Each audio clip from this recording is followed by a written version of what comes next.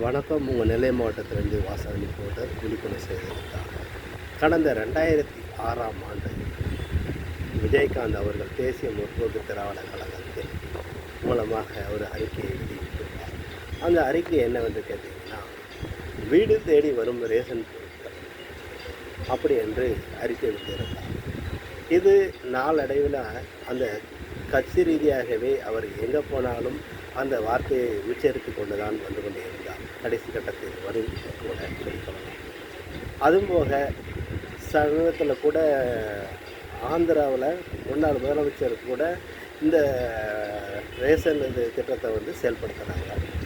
இப்போது தமிழகத்திலேயும் அது செயல்படுத்தப்பட்டிருக்கிறது. அப்போது இது மூல காரணம் திரு விஜயகாந்த் அவர்கள் மட்டுமே. இது அவர் சொன்ன ஒரு வார்த்தை என்று கூட சொல்லிக்கொள்ளலாம்.